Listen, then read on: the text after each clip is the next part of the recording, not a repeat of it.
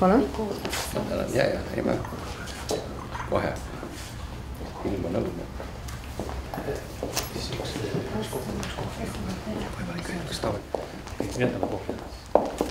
Aga viimase 150 aasta jooksul on kõik meie kõige olulisemad sündmused tegelikult sündinud vabatahtlikust tegevusest. Ei olnud mingeid Euroopa Liidu toetusrahasid teha laulupidut esimest korda. Ja ma usun samal ajal, et inimesed, kes tegelevad vabatahtlikkusega, kes vabatahtlikult aitavad teisi inimesi, on juba loomu poolest sallivamad, hoolivamad, saavad teiste inimeste hädadest paremini aru. Ja seetõttu on just selliste hingedega inimesed, keda me vajame sellest inimesest. Valgusse, valgusse, puhtusse, minna suunava, kui ületanenda, sinusse usudu. Inimene õpib kogu elu ja tänase üritus, kus ma siia tulin,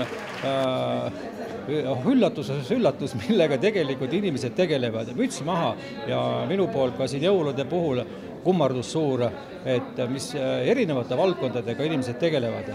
Praegusel ajal on inimesed võtnud suuna ja tahavad midagi teha, see on meie ühiskond. Tähendab, ühiskond vajab inimeste abi.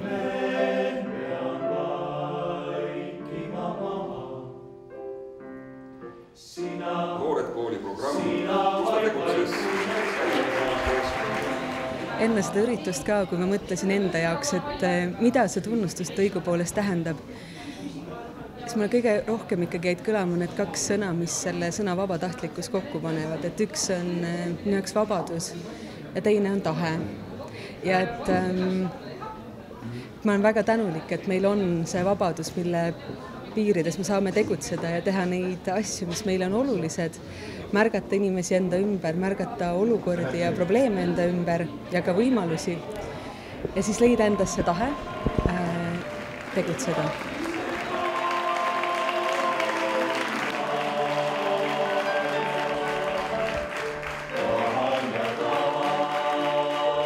No vanasti oli ühiskondlikult kasuliku töö, nagu öeldud inimesse, aga nüüd on ta vabatahtlik. Aga ma ei saa aru, et oleks midagi muutunud. Tal lihtsalt on, mis sulle ette antakse ja võib-olla niisugune kohusetruu ka veel, ütleme, vanast ajast, sest eks seda tööd on saanud teha kogu see aeg ja kõik, kus on vaja käed külge panna, seal ma olen teinud.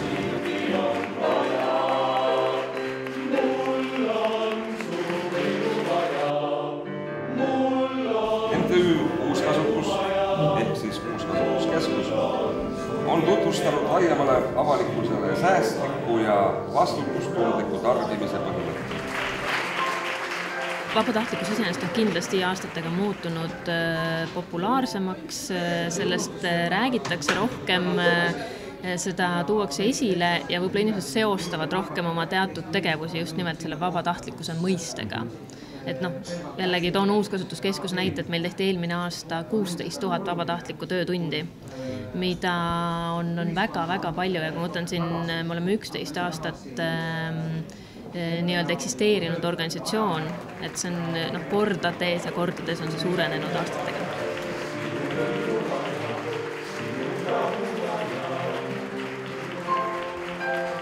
Ma arvan, et vabatahtlik tegevus iseenesest on muutunud läbimõeldumaks, et kui võib-olla alguses soovid kõik hästi palju ruttu teha, aga siis sa saad nagu reaalsusega kontakti, et teed seda, mida sa jõuad ja mõtestad oma tegevused rohkem läbi, et siis ma arvan, et tegevus muutub professionaalsemaks ja eesmärgipõhisemaks. Et see on niisugune märkamise võime, et mida sa saad nagu ise teha, et sa ei pea ootama väljaspoolt mingit pushi kogu aeg, et sul endal on see... No see on osa elust selles suhtes, nagu nii teed.